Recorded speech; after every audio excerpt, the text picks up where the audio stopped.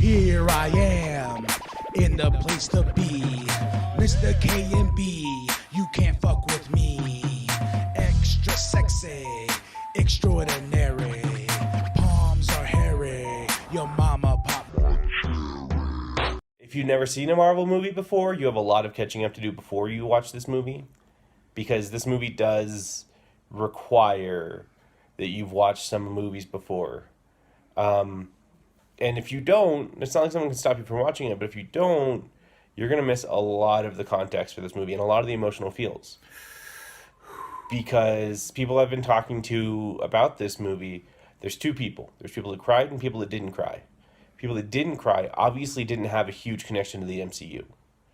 And that's how exactly I feel. They can say they did, but there's some stuff that happens in this movie that if you did not cry, you did not understand this movie. So, we're going to talk about the plot real quick, go through it. Movie starts with what I believe could have been an Endgame mid-credit scene with Clint Barton. I felt that was perfect because, it definitely set the tone of what we're going to go through. It's true. And it gives you a lot more emotional resonance towards Clint during the movie. But at the same time, like, it's his family being snapped away. And what I really enjoyed about them showing his family being snapped away and stuff like that, now it gives more context to Age of Ultron. Because honestly, remember when Age of Ultron came out, like, who cares about his family? You get the starting of Endgame, you're like, I care about his family. Well, and it's just like, I personally was hoping that if people in his family had to go away, it was just going to be his wife and his two boys, and then his daughter was going to be there, and she was going to become the next Hawkeye or whatever. Because that's what they made it seem like they were going towards in the trailer, was that she was going to be someone to take his mantle, which someday she may. But, so then we go from that, then we go to the Marvel logo, and then after that, we cut to Tony Stark in space with Nebula.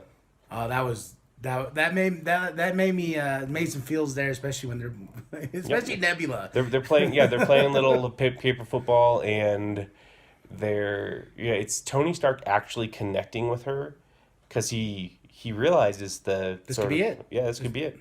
He could die, and that message to Pepper too. We've seen it in the trailer, but there was a lot more to it because he's trying very hard to joke in the end because he's trying, but you can feel it too. And I heard you in the theater like, oh, because he's trying really hard to be like, he's trying to be Tony. Yeah, he's trying to be Tony to the very end and let her feel like nothing's the matter because he doesn't want to worry her. Then Marvel Ex Machina comes in for not the only time in this movie, but Captain Marvel shows up, pushes their ship to Earth, which, okay. Then we cut to them discussing having gotten their asses kicked. Tony's super sickly tiny, and... But there's a question to that real quick. We know when he's looking in the glow in his face with Captain Marvel being there. So with the end credit of Captain Marvel, when she shows up and says, hey, where's Fury? Does this take place after that? Like they sent her to space to go get Tony? That's what I was gathering. What I'm thinking it was, and I've heard some small things on this, was I think it was Rocket, because Rocket's on Earth, probably had a way to track the Milano. So they knew that, Thanos, for some reason they knew Thanos came from Titan, and she was just flying between Titan and Earth, or Earth and Titan, and just found them. Like I feel like the more likely thing is that Rocket had a tracker on the ship so he could find it. But yeah, so then she just shows up. But yeah, then Tony and Cap have another falling out. Oh, my goodness, that falling out hit me hard because it's because it has context to the other ones, Yeah, and this movie really did bring a lot of Age of Ultron in there because that's the conversation they had was Tony wanted to build the suit of armor around the world, and Cap's just like, that's embedding on people's freedoms and yada, yada, yada. And so they stop it. And, Tony's question was, what happens if we lose? He goes, we'll do that together. But in Infinity War, they lost separately. They didn't lose together. And he tells him, he's like, hey, you promised, and I think that's the biggest thing for Tony is he's gone through a lot, to losing Peter, losing. The team just losing in general, and Cap wasn't there for him. And it's them licking their wounds pretty much, and then Stark doing what Stark does and blaming other people. But he was understandably pissed at this point in time because everybody was. So then Stark has to be put in put sedated, and Nebula and Rocket find out where Thanos is, and this is one of the first 10 minutes of the movie. So they find out where they were because the same power that was used for the snap was found somewhere else in the universe, and they tracked it down. And they got there, and you got a really burnt up, gauntlet all smashed Thanos cooking dinner. Yep. And then everyone just comes in there and kicks his ass real quick. And the best part, I just heard you pop so hard. And after they're like, "Where's the Infinity Stones? Where are they at?" He's like, "Well, you used the snap again." He goes, "Yeah, to destroy them. I did my means, and it nearly killed me." Yep. And he's such a sore winner. And then I'll let you tell me the best part. Then Thor just takes a shot right and cleaves his head straight off. And then, one of the early best lines in the movie, because there's plenty of great lines in this movie. But Rocket's just like, "What did you do?" And he's just like, "I went for the head." And you're just like, oh.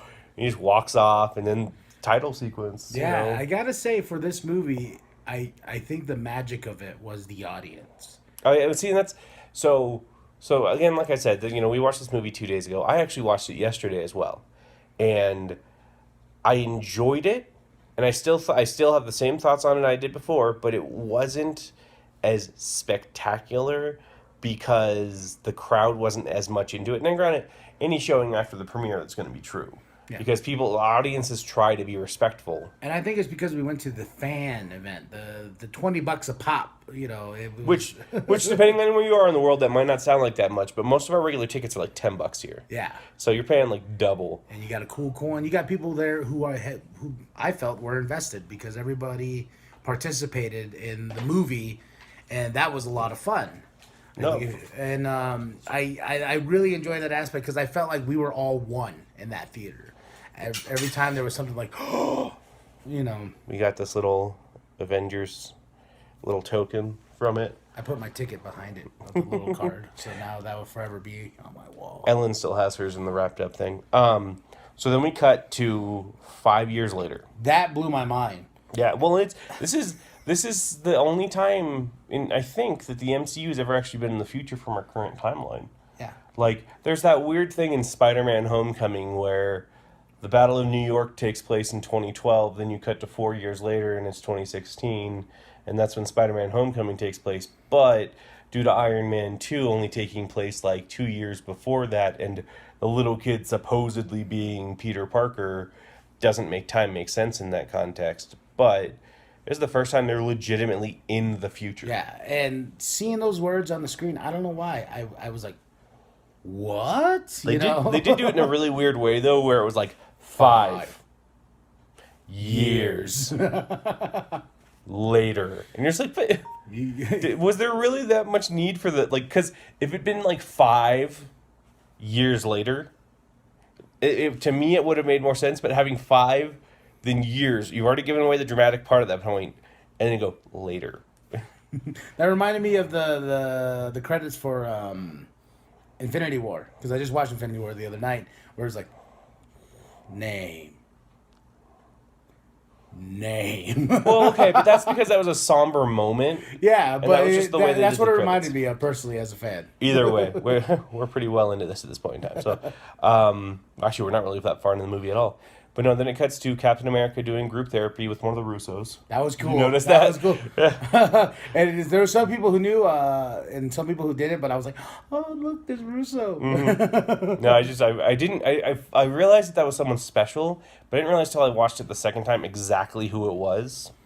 So then we cut to him heading back over to Captain America heading back over to the Avengers compound, where Black Widow is super hardcore overworking herself, is trying to be in charge of everything. Seeing Black Widow in this aspect of being kind of battle worn, Vulnerable. It was really cool. You felt more for her, especially when she just starts crying. Well, and that's see. And here's the thing to that is like, it's one of those. I feel like in most of the context of the movie, she was the strongest female character in the movie because she showed she doesn't have to be a badass the entire time. She can have vulnerabilities. Because we've seen her just constantly again and again and again be a badass, and the most vulnerable we saw her was in Age of Ultron when she like had a crush on Bruce. Mm-hmm. And it's also because she was having to relive her worst memories. But then we cut to this one and she doesn't know what to do anymore. She's legitimately just trying to save her family. And the first time I've never seen her hair not perfect. I know, yeah, it was like red and then a little blonde at Just the let end. it go. Yeah. That was crazy, and But then yeah, her and Steve have a discussion about kind of trying to let go of the past and getting a life, and neither of them really want to. They want to do their best. They can't. Yeah. I think He's just like Steve said it best because we're telling everybody else to move on. We're trying to tell ourselves, but we can't. So then Scott shows up. Oh, we missed the part where Scott shows up randomly. Yeah. So the end of Ant-Man and the Wasp, he's stuck in the quantum realm, and evidently all his stuff got moved to a storage unit, which we'll question that later. And a rat randomly presses the buttons that bring him back. It was fun, and you felt too where if you woke up, it's 5 years later, and everyone's gone, and he was running around. The little memorial thing was like, oh wow, yeah, this is real. And he's like looking for his daughter's name, and just like no, they found his name, and then he running to his daughter, and she's big now. That Well, which was a joke though, sort of, if you think about it, because Cassie Lang is the hero stature, who grows really big. So now she's big. Yeah, she's big, and that touched some heartstrings, No, and unfortunately that's pretty much the last relevant time you see Cassie in this movie. Yeah. I was really hoping they were going to do more with her. But, then he shows up at the Avengers compound. They're discussing the fact of using the quantum realm as a time machine, pretty much. So, yeah. And so then they go to talk to Tony Stark, who is now a father. Oh, man. I thought a goose or something like not a child was going to come out of that little area. That would have been hilarious if it had been Goose. He'd be like, yep, I'm going to find you something to eat. Just don't look at me that way. Yeah, and it was like, oh, he's a father now. And it was like, all right, okay, this adds a more emotional context for this. Mm-hmm. And it makes it so you realize that if they actually went back in time and altered everything, he'd lose something. So he had something definitely to lose. And then the first time you see her, it's adorable because she has a helmet on, one of the Iron Man helmets on, but it's one that he's making for Pepper. So it gives a little... She never wears anything I buy her. But it gives a little surprise as to the thought of maybe rescue coming in. And then, everybody meets up with him. They're talking about the time travel stuff. And the real reason behind that shirt is Scott's rules of time travel are... Are you basing everything off of Back to the Future, Tony says? Yeah, because he's like, no talking to your former self and no betting on sporting events. Yeah. And Tony's like, let me stop you right there. Are you basing this on Back to the Future? And he's like, no. He's like, okay. You had me worried there for a second. But Tony pretty much flat out refuses to help because he has a lot to lose now. And he's finally gotten a life, so he refuses to do it. They tell him about the idea of what they have, but he just refuses. So they're looking for the next smartest person. And we finally got Smart Hulk. We got Professor Hulk. Yeah, that made me so happy. It's really funny. Like, you first meet them at a diner where he's just, like, chomping on this giant plate of food. Dressed. He goes, hey, look, I got a shirt. Kids take a picture with him. And then Ant-Man's there, and he's like, you want to take a picture with me? I'm Ant-Man. Ant-Man. Oh, just that moment of like, hey, yeah, take a picture with him. He's like, nah, just take your damn phone. The Hulk's trying to be real nice to him. He's just like, yeah, no, take a picture with him. He's like, no, it's fine. I don't want your pity photo. Just go. I don't want your...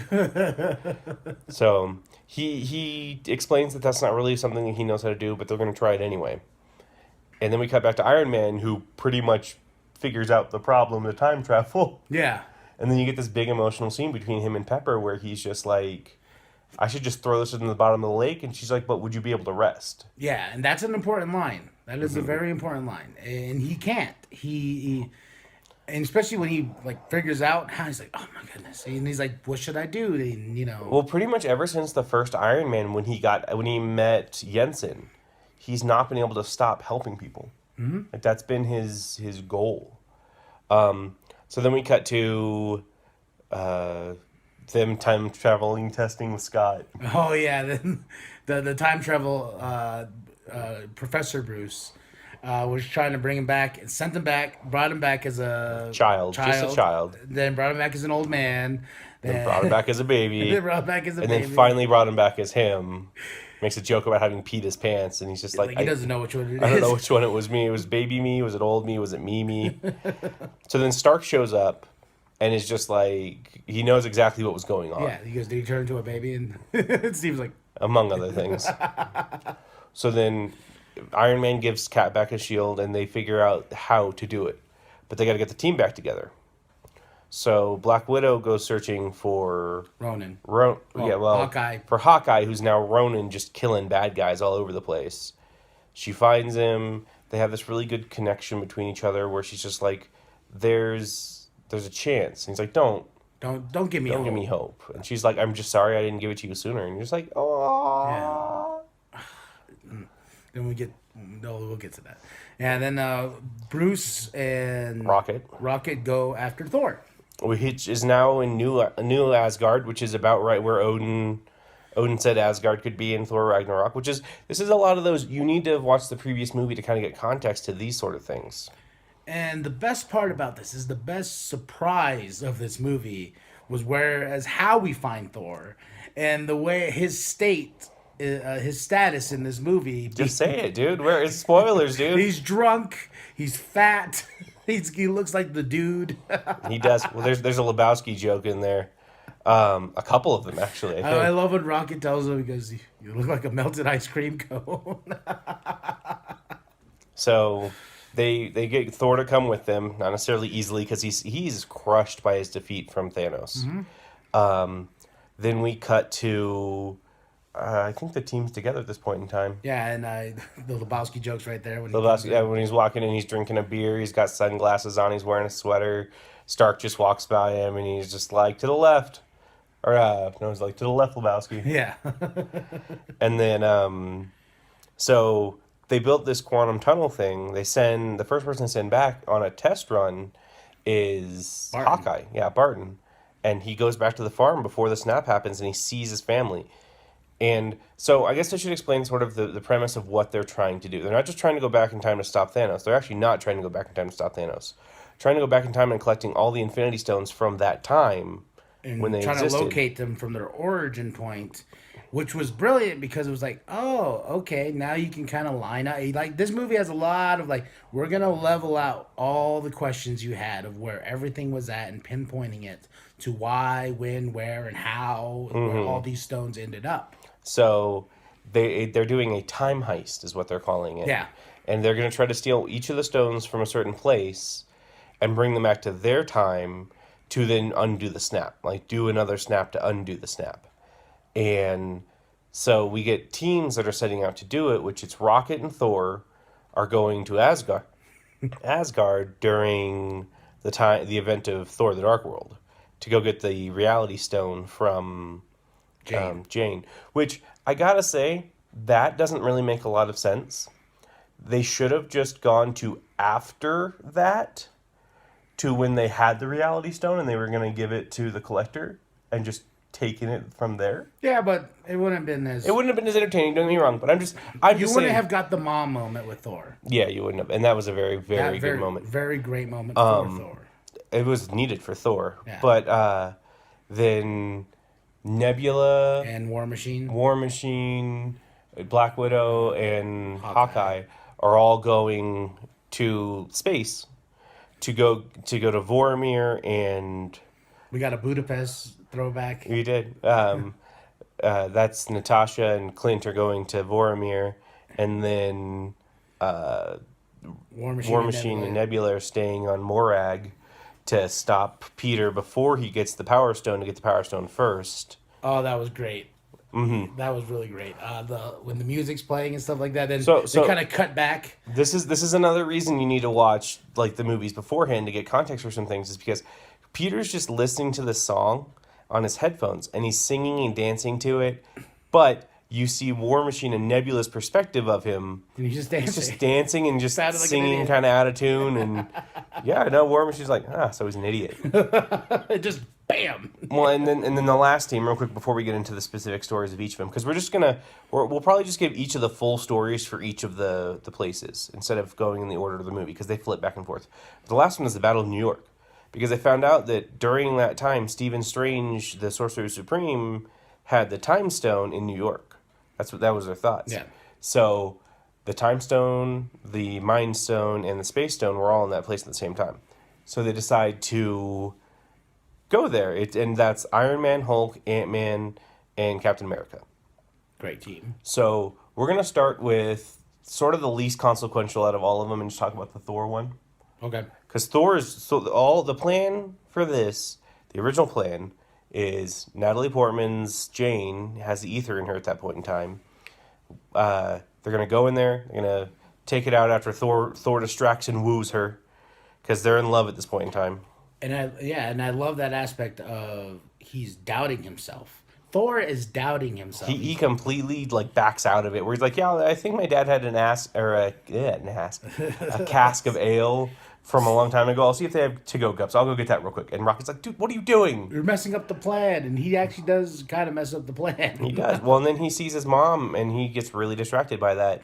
And Rocket kind of talks him into going along with the plan, and Rocket starts walking off, and Thor just bails. Yeah, that was like, oh, because when he slapped him, I was like, oh, okay, this is gonna be that little moment where he's like, come on. Then when he left, I was like, wow, he's that damaged. He has to. Then when he saw his mom, that was just even more like. So then he goes to follow his mom, and she sends all her goddesses away, and just surprises Thor. Which Thor was hilarious in this movie, out of like in sort of a sad way sometimes, but he gives this little girly yelp. Yeah. But the mom realizes that it's not the Thor from their time, and she's not put off by it, like, because she was, she's like, I was raised by witches. I see with more than just eyes. Yeah. So they're having a conversation kind of about his failure, and how he really, really doubts himself, and she gives him a big motivational speech.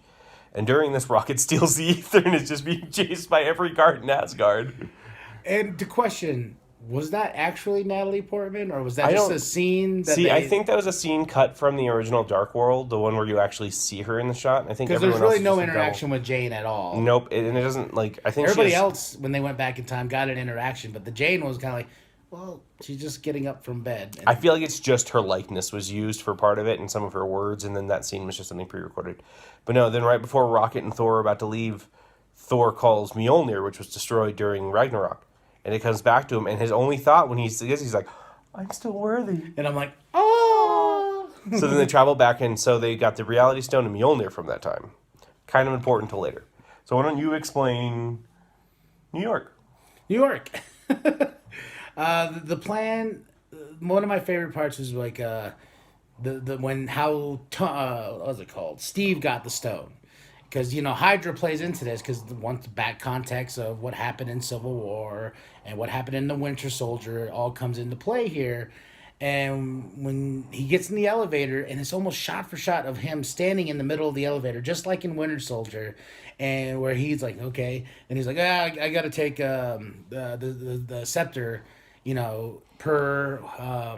So real quick to give context to this, this is after the Battle of New York. Yes. Sorry, you. I'm sorry. I'm jumping. I'm just getting excited. It just gets me excited. Just after the Battle of New York. This is after Loki's defeated. Everyone's wrapping up. Shield shows up and stuff like that, and so Steve goes and gets the scepter, and he goes, "Yeah, I came. I was told I'm going to take over. I'll take it out. This and that." They're like, "Under whose orders?" I can't think of his name. Which one? Crossbones? Not Crossbones. Robert Redford. Oh, the Secretary of State. Yeah, Secretary of State. I'm going to take it over, but they're like, "Well, I'm going to call this in." He goes, "No, hold on." And he just goes right by his ear. He's like, Hell Hydra. Dude, that was one of the biggest uproars in the theater of just applause. Because then they just like, oh, okay, and they hand him the scepter. And he just walks out, just slowly, just like smiling as big as he can. And I think that was a lot for comic book fans, especially the big controversy behind that in the comic books. And Tony and Ant-Man are off to go get The Tesseract. the Tesseract, and their plan fails miserably, which was great because, it just shows Tony's not as perfect as he once was when creating a plan. So they go down, they got Whoa. Loki, they're in an elevator, and beforehand, this is one of my favorite parts too, is when Hulk was going to get on the elevator with him. And no way, there's a there's a weight restriction here. You're taking the stairs, and Hulk's like, I hate stairs. So the reason the plan fails though is because the Hulk takes the stairs. Because he takes the stairs. So the plan is to have Tony dressed up as Just a SWAT guy. squat guy. And then Ant-Man's going to go shrink himself, give Tony. past Tony's self. This movie's much more fresh in your mind than it is mine. But give past Tony a little bit of a heart attack. Yeah. So plan, boom, takes it out. Tony falls. There goes the case with the Tesseract. And Tony grabs it. Plan good. Right by, and he walks by the door of the stairs. Bam! Here comes Hulk, and Hulk's like, I hate stairs. Tesseract flies. And Lands right next to Loki. that's a Loki. Loki's just like, oh, okay. Poof, Loki. So plan is done. Yeah. So then You're missing the third part of New York. the third part of New York. The Time Stone. Oh, the Time Stone. Yes. There's a lot of stones in this. Stoner's Dream. The Stoner's Dream. Hulk is sent off to the Ancient One to get the Time Stone. And he's pleading with her. She knocks him out of the Hulk body so she can talk to Bruce and not talk to the Beast / Bruce. Well, also not worry about him trying to crush her. Yeah. I don't think he would have. Well, no, but he was going to fight her, and she didn't want to actually have a fight. Yeah, and then he's like pleading. He's just like, come on, And then she's like telling him, and she's like, well, okay, look, here's all the stones. You take one, and the time stream goes off this way, this and that. Then Bruce is like, wait, hey, what if we bring back the stones at this exact time, and then everything will be okay? And then she's like, well, I don't know about that. She goes, but Strange gave Thanos the time stone. Then she stops, and she's like, he did what? Like, willingly? Yeah, and she was just like, well, he is the greatest Sorcerer Supreme that's coming, so there's a reason why he did it. Hence, back to Infinity War when he's like, we have one shot, and it's all, and that was a beautiful moment, too, because of her commitment to Doctor Strange. Oop. Her commitment to Doctor Strange, knowing he's going to be the greatest Sorcerer Supreme. So that's how she gave the Time Stone to Bruce. Well, it also gives context to why he willingly gave it to Thanos, because now it actually has a purpose to having willingly been given to him, as opposed to just, hey, he took the Time Stone. Because, if it had just been taken from him, she would have been like, well, I have no reason to give it to you. But because he gave it to him, Bruce saying that is, kind of what saves the future. So the Battle of New York, 2 out of 3 of them, they succeeded. Third one, however, the Tesseract, they realize, because another little underlying little bit of tension to this movie is that they don't have Pym particles enough to constantly travel back and forth. So they figure out they got to go somewhere that has Pym particles and the Tesseract in another time to get it back. So they go to a military base in the 1970s in New Jersey, which is the one from The Winter Soldier. Great context there, because you kind of got some things wrapped up in that whole getting the Tesseract, getting the Hank Pym particles, having some closure with Tony and his dad. I thought they were going to have closure right there with Peggy, but I'm glad they didn't. Yeah, no, they definitely didn't. So they get the Tesseract, they get the Pym particles. Tony does get a brief interaction with his dad, and they go back to their time. Now, the most important one and bit of the stupidest one is what happens with War Machine and Nebula. So Nebula is mostly robotic. And her just being in that time evidently links her up to the other Nebula of that time. So they start seeing things. So Thanos of that time, the one from 2014, sees that there's another Nebula. Oh my goodness. This you talk about tension. Yeah. So they figure out, well, they must have come from the future, and they're reading through the new the future nebulous memory banks, sees that Thanos succeeds, sees that he gets killed, and sees that they're trying to get all the stones to undo what he did. Got goosebumps when Thanos goes, "Play me everything," and I'm like, He loses his head.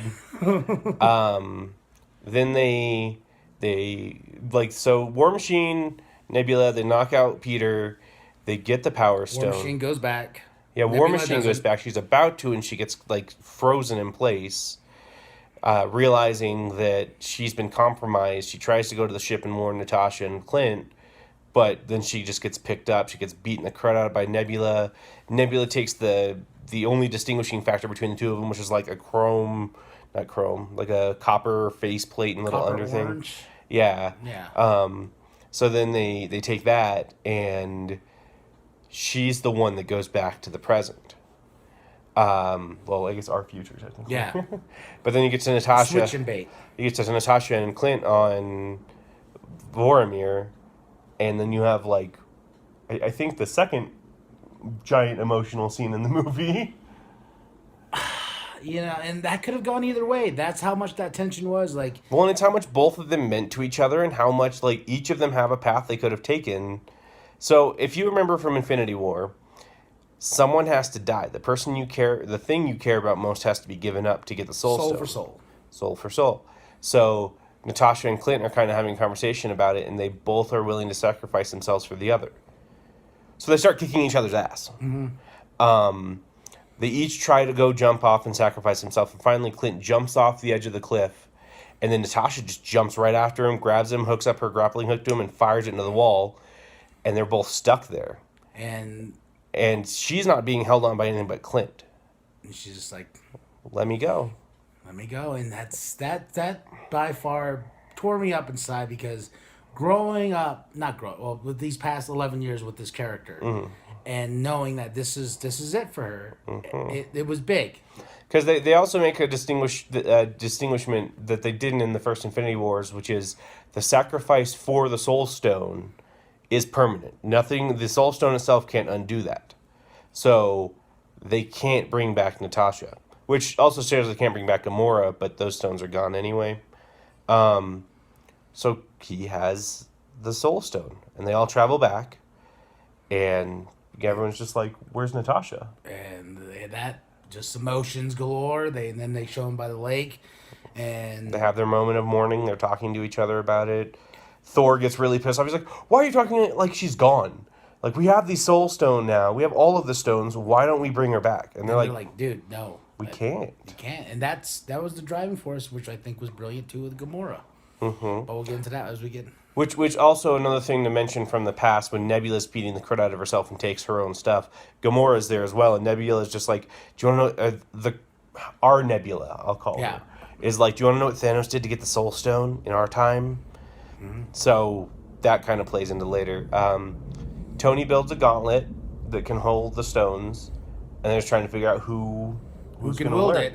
Thor was like, "I'll do it," but they're like, "Dude, you've had a little bit too much to drink, and you're not in the right emotional state." Well, it's all like it's just like he really, really wants to redeem himself.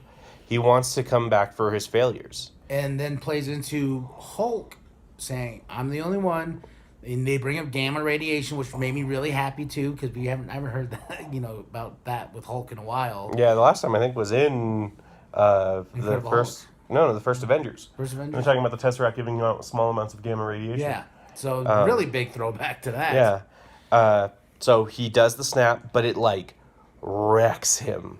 Which I thought was so weird, because when Thanos did the snap, it hurt the gauntlet and his hand a little bit. But it wasn't like the level of him destroying the stones how bad it hurt him. Well, plus you got to think of the weapon that was made for him to hold that energy. Yeah, and I'm thinking that, like, the key difference in it is that... what's his name? Dimitri, the dwarf. He built the gauntlet to keep the power. The power, and where Stark built it probably without the same level of intelligence. Let's say Wrexham, snap. You get a phone call from Clint's wife. Oh man! As soon as I heard that phone, I was like, "Is everyone back?" Or is this just like... And then during the same time, Nebula opens the gate to let Thanos into that time.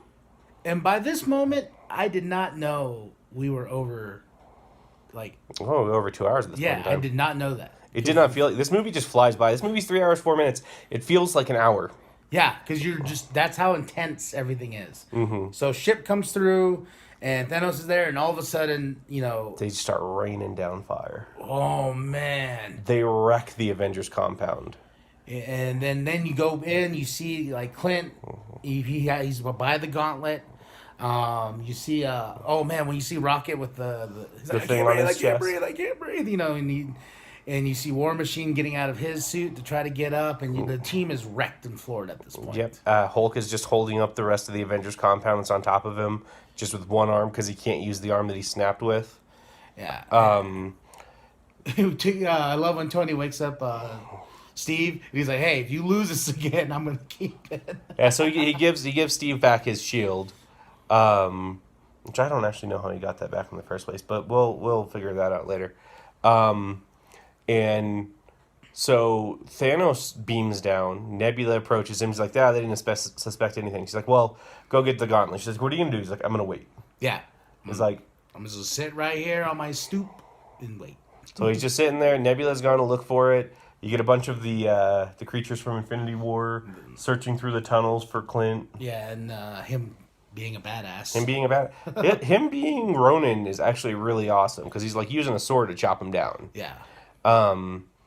Then Nebula. Nebula versus Nebula. Nebula versus Nebula and Gamora.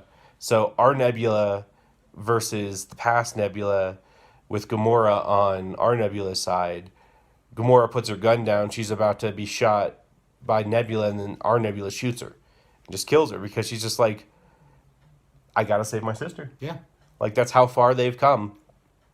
So then Hawkeye runs off with the gauntlet. Thor, Iron Man, and Captain America see Thanos down there. And they're like, let's go fight him. You know it's a trap, but let's go fight him. Yeah, and they don't care. They don't care.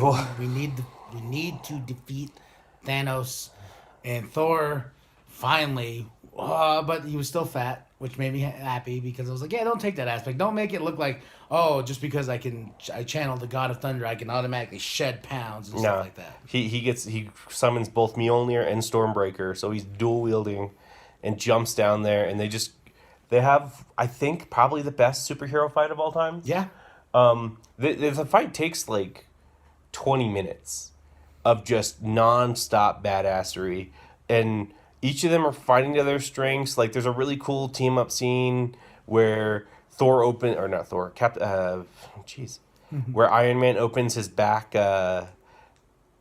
sort of like exhaust area. Thor just channels Mjolnir and Stormbreaker right into it. Just blast the crap out of Thanos for a sec. And during this time, Scott is going after to help War Machine and Rocket. And the Hulk, who are trapped underneath everything. Yeah, So then Iron Man gets knocked out. Friday's trying to wake him up. Nothing's working. Thor is then just getting the crud kicked out of him. And then like he's using Stormbreaker, and Thanos takes it and is about to put it right through his chest, and suddenly Mjolnir just flies out of nowhere, just hits Thanos and almost takes him out. And you see Mjolnir stop and go flying back. And it doesn't go to Thor. It goes to Captain America. That room popped so big. That was the biggest cheer of the entire movie. My! I remember jumping out like, yes! I'm getting tingles thinking about it. Yeah, then Thor like, I knew it. Like Thor was the best, where he's just like, I knew it. So then like Shield and Hammer just starts beating the crud out of Thanos, like summoning lightning from the sky, shooting it through him. Throwing the shield, hitting the shield, and all these really cool combinations, like bam, bam, bam, bam, bam, bam, bam. It's like when he throws the shield and throws the hammer off the shield, which creates like that giant ring. Yeah. Which knocks down Thanos from behind, and then he summons it back and just starts beating him up. But then Thanos just crushes him into the ground, starts smacking and smacking and smacking with his amazingly powerful blade. I was like, this can't be it. This can't, like, especially when the shield's just being cut like paper. Like paper gets down to nothing. And I'm like, this can't be it. Oh my goodness. Oh, you know. So then Thor's just beaten to the ground, and Thanos is being a little arrogant about it, where he's just like, "It has never been personal against any planet, but I'll let you know what I'm about to do to your planet. I'm really going to enjoy." And so he summons just all of his armies, including like the Black Order, which were destroyed in the last movie, but timelines. Like, so there's just this giant thing against him, and then you just hear Sam, You see Steve get up, Titan. hand shaking. Well, he's got a giant cut across his arm too. That's like right where he puts the strap over to hold his arm together. Yeah, and all of a sudden you're. And Cap, is that you? On your left, which is like the Winter Soldier line that constantly happens. Like on your left, and you look back and you see one of Stephen Strange's portals appear, or one of the Sorcerer's portals appear, and Chitala, Okoye, and Shiri walk out of it, and you're just like, oh my gosh. It's just got real. And then like more and more, well, and Falcon flies out of it too, and then more and more portals just start opening everywhere behind them, and everyone that we've been introduced to comes out of those portals. Valkyrie. Yeah, you get Valkyrie and the Asgardians, you get the Ravengers, which was weird. I didn't really expect that to happen. I was fine with that. You get more of the Sorcerers, you get Wong. Spider-Man. You get all of the Guardians back, Spider-Man, Strange, and then Steven's just like, is this all? And Wong's just like, you want more? And finally, after years and years of waiting, we finally got Steve to say, Avengers, assemble. That was the second biggest pop in the theater.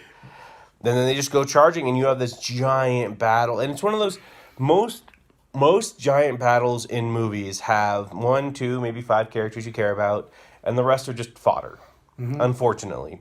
But this one, you knew almost everybody on their side, and you cared. And the Russo brothers in this battle did something where everyone got to shine. Everybody. Mm-hmm. Unheard of in my mind. Like, I'm not a big Lord of the Rings fans at all, so this is why I said it's 10 times better than all those battles combined, because I cared so much about. I was gonna say, with Lord of the Rings, it's a bunch of people you don't know. Like, it's like even in the movies, it's just a bunch of CGI armies being smacked together. Yeah. But with this one, like, you see Ant-Man come running through. You see the Valkyrie. Like, don't get me wrong. Giant Man. Yeah, Giant Man. There's still the Wakandan army, and there's still some of the sorcerers that we don't know. But you just see everyone coming together. And so during the middle of this fight, Hawkeye's running through the battlefield with the Infinity Gauntlet. He's like, Cap, what do you want me to do with this? Great sequence coming up with the gauntlet being pawned off to everybody. Chitala gets it next and just running through and whipping everyone's butt as it's going on till Thanos beats him. Mm-hmm. And then like the gauntlet's going away. Ebony Maw almost gets it. Then Spider-Man like swings through and starts getting it. And he's just meeting everybody as the battle's going on. Kill mode. Yeah, he uses instant kill mode finally, and it turns out instant kill mode is not a web slinger variety. It is the little spikes out of his back pop out and just start murdering everything around him. Till Scarlet Witch shows up to save Peter from Thanos. Oh my goodness, and just her line, she says, "You took everything from me." He's like, "I don't even know who you are." She's like, "You will." Oh man, it just bam! And I was like, "We got Scarlet Witch." Well, and then she just starts beating the ever-loving crud out of him to the point. I'm sorry. No, you go. I got excited. To where he's just like, hey, shoot. Yeah, he has the ship just start firing on everyone.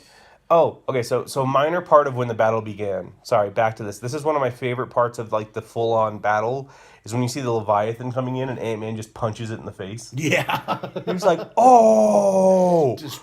But no, back to it.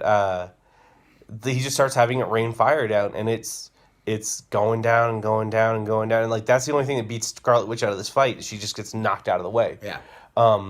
So then you have everybody still fighting their best to defend everything, and then all of a sudden the guns just stop, and they start pointing up at the sky and just start firing, and Tony's just like, "What is it?" And she's like, "Something just entered the Friday's like something just entered the atmosphere." And you see Captain Marvel come in and just destroy the Dark Aster. Just tear right through it. Which, it's so funny I didn't like Captain Marvel that much in this movie compared to many of the other characters. And if we're talking about, even if we're talking about female characters, even if we're talking about female characters, Scarlet Witch and Black Widow were stronger female characters in this movie than her, I felt. I felt it was necessarily, it was necessary because I heard someone say it best, like they were glad that Captain Marvel wasn't a big part of the movie because she wasn't really part of it to this point. Yeah, anyway. because it was important to the point of being like, okay, cool, we're not being like, oh, she's the one that's gonna solve everything. No, we still need to establish, Thor, Iron Man, and Cap, and having that moment with them. But she's the future. She's gonna take over the MCU, But so I like the way they used her in this movie. It was just a little bit like, here you go, you go. So then she's the one that gets the Infinity Gauntlet, and they decide because the thing that sent into the quantum realm before was destroyed, they're just gonna use the normal quantum realm. So Captain Marvel's about to fly in there. Thanos throws. No. No, so she has the gauntlet, and sorry, I didn't want to miss this important moment. Is that she had the gauntlet, and Peter's like, I don't know how you're gonna get past the army. And then every female character shows up. Yeah. So, my problem with this, why was Mantis there? When have we ever seen Mantis fight before? I don't care. No, but that's a problem, though. Like, I get that they don't want to leave people out, but they had Gamora, Nebula. That makes sense. They had Hope. Kind of makes sense. She was supposed to be fixing the... Well, this was the tease quantum realm thing. I think this was more for... Everyone was asking for the team-up movie. They wanted, that was a rumor, which I don't think is going to happen, but they wanted the full female TV movie, and those were all the women that took that one picture, and then it became a meme. Someone drew them all together as their characters and as the actors themselves. I think for Russo Brothers, like, you know what? Let's give them that. Well, and but it doesn't, okay, so that's cool, but in the context of this movie, most of these people have never met each other before. Which is my sort of only thought on it. And it could have been all of the guy characters. And if they'd never met each other, it wouldn't have made sense. Like if Peter was fighting with Chitala, that wouldn't make sense. As far as like, let's have this team up. And he'd just be like, why are you dressed up like a cat? I'm going to edit that out. So no, she's about to go through the gate. Sword gets thrown and it explodes. She can't go in there. She has to fight Thanos. Thanos, with the gauntlet on, goes to hit her. She just stops it. He goes to headbutt her. It hurts him. Oh, man, just a... But then what he does to beat her, though, is he takes out of the Infinity, or out of the gauntlet, he takes the Power Stone in one hand and just punches her. And she just goes flying. So then Tony is confronting Thanos. And he knows he has to stop him. And he even looks over at Steven, and Steven makes like one. Like, this is the one timeline that it works. And Tony just jumps at Thanos, and he grabs the gauntlet.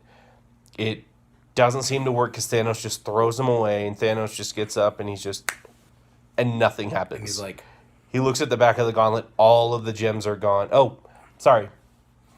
I'm gonna read this. Okay. So Tony jumps on him, he grabs the gauntlet, and he gets thrown off.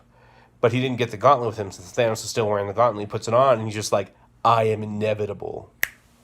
And nothing happens. And he looks at the back, and like, there's no stones. And it just cuts over to Tony, whose suit is like integrating the stones into it. And he just looks, he goes, I am Iron Man. And just snaps. That's his last line. No, it's not. It's not? No, unfortunately. I wanted it to be his last line, but he snaps, and it wipes out all of Thanos' army. But then he's dying there, and he talks to Pepper. He does. Okay. I honestly assumed in my head that was the last. Maybe that was like the only line that I wanted. That's why I wanted it to be the last line, too. But War Machine's over there with him. Peter's there, and then Potts, which we forgot to mention, she shows up as rescue. Like... She's really badass in the fight, too. Yeah. But she puts her hand on his chest, and she's like, Friday. And she's like, vital signs critical. Like, so he wasn't coming, and he dies. He says goodbye, and he passes. And well, the part that got me that, like I'm thinking about it right now, that's still, like, was when she looks up, she goes, we're gonna be okay. Him and... his daughter, she's saying, we're gonna be okay. That's not what she was saying. No? She was saying the world's gonna be okay. I got it more or less. The line I got from it was her and his family, and them telling them, we're gonna be okay, and you can rest. See, That was the one part I was like, oh my goodness. See, how I got it was because she knows that if he didn't save the world, he couldn't rest. Was the conversation they had earlier. That's why he wanted to be with his family. He wanted to be. He's like, but if you put aside the world for yourself, would you be able to rest? So he saved the world, and she's like, now you can rest. That's how I got it in a different context in my mind. Either way, we both understood it in our own way, and we both felt emotionally drained from it. Then we cut to later. He's having a funeral. He has a lovely little message left for all of them, which is kind of a callback to the beginning of the movie when he was leaving messages in case something happened. We have his funeral where they put the original arc reactor he had on a little wreath and let it float in the water away. So much callback in this movie that was brilliant. Mm-hmm. No, it's one of those, you will not get the fullness of this movie if you don't watch all the other movies before. And I gotta say, with the Russo brothers, when and it's going off on the water, the most beautiful shot coming up the hill, showing everybody. Even the kid from Iron Man 3, which is a little weird. Yeah, showing everybody, like, here they are. And then ending it with Nick. Because, like, this is where it all started. Him and Tony. And Tim telling him about the Avengers Initiative. And just, it was beautiful. I will say one person that was a little out of place in that was Thunderbolt Ross. Because Hulk's there. And I don't feel like that's a good combination to have that. But either way. So then Hulk, Bucky, Falcon, and Steve are, they know they have to put all the gems back in the right place. And Steve's the one that's going to go do it. Because they got to put Mjolnir back too. And he's the only one that can hold Mjolnir besides Thor. So Sam's just like, you want me to go with you, Cap? And he's just like, no, I got this one on my own. Yeah. So, Sam's just like, well, how long is it going to take? And Hulk's just like, however long it takes for him, but 5 seconds for us. Him and Bucky have a really nice conversation. Calling back to Captain America, the first Avenger, where he's just like, don't do anything stupid while I'm gone. Yeah. How can I? You're taking all the stupid with you. And I'm just like, something's going to happen here. So then he goes on the portal thing and teleports away. Hulk counts down. 5, 4, 3, 2, 1. Click. Nothing happens. Nothing. Sam's just like, do it again. And Bucky just looks over and he's like, hey, Sam. And they just look over and they see this person sitting on this bench. And Bucky and Sam are standing there for a second. And Bucky's just like, go. Walks up. Turns out Steve didn't use the means to return back. He stayed.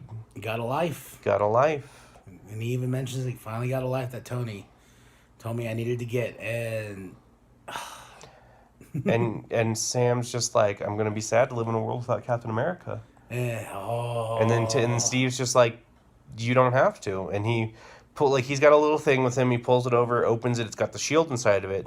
And he hands it to Sam. And he's like, how does it feel? And Sam's like it belongs to somebody else. He goes, it doesn't.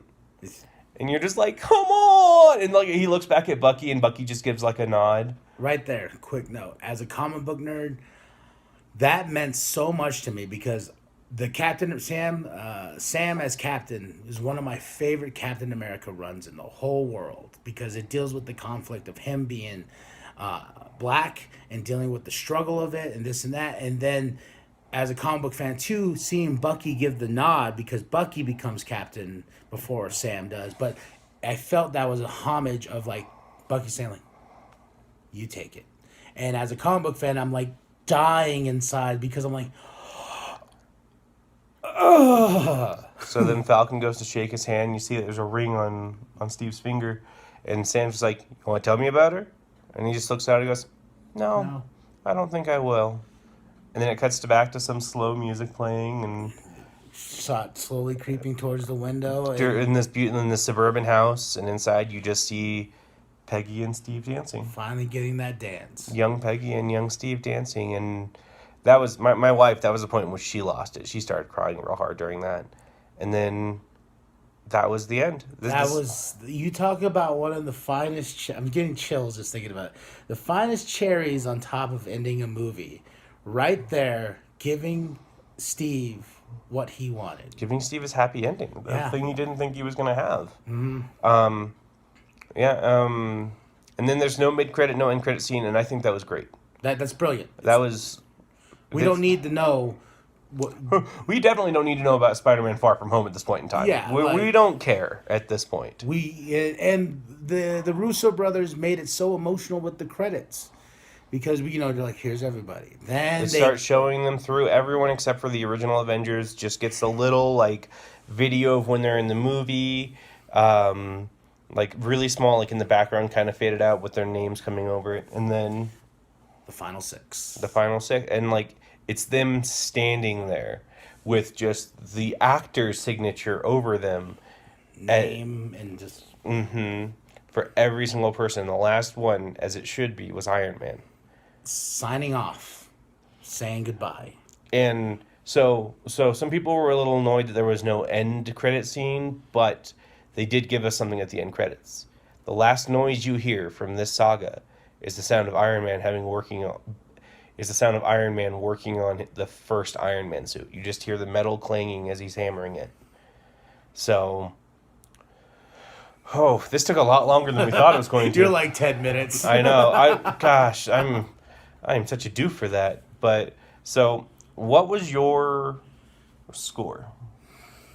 Perfect 10. I don't do this ever, but I actually completely agree with that. Can I tell you that quick story? I had a beautiful moment with this gentleman right here. We've been going to movies for a long time. And let's give context to this, though, about Infinity War. Yes. No, it is. He's very critical. He's very critical. If you watch the actual show that we do on POP-FLIX, you'll kind of see that. And every moment, I always turn to him, and when I see him stern face or just which is 90% of the movies we watch. 90% of the movies, and I going back to a conversation we had with Infinity War, he's like 9.5 out of 10 because there's no such thing as a perfect movie. So cut back to now. I'm sitting there, I'm like, and he references that conversation. He goes, I was proven wrong, and we both had our little moment right there together. Yeah. Just it that's how beautiful this movie is. See, and it was a little with the crowd that was there, which, we had the annoying person behind us, but that didn't really do much to deter us from it. But the movie, the crowd, Cody, one of the people that we went to see it with, said it right. It wasn't a movie. It was an experience. Mm-hmm. We didn't go and watch Endgame. We went and experienced the final bit of the Infinity Saga that was so well earned and so well executed. Beyond.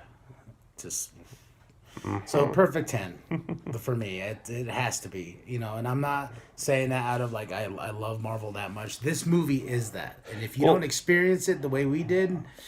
So here's the thing to it too, is there are questions I have that aren't answered in this movie. And and in that context, no movie always 100% makes sense on everything.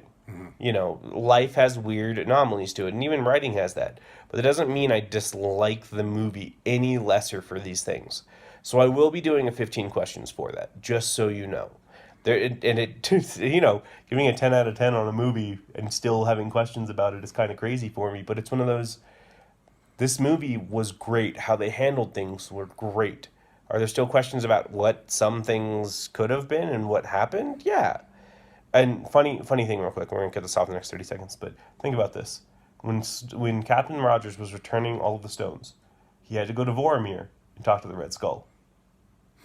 Well... That would have been a good deleted scene, just punching him. Yeah, just punching him in the face again and again. Stuff. But regardless, thank you guys for joining us. We hope you enjoyed our review / plot synopsis. Wow, it took longer than we thought. Yeah, it took an hour, but you guys have a great day, and tell you all stay sexy, right? Oh, stay sexy, ninjas. Welcome to the wicked shit. Oh, yeah.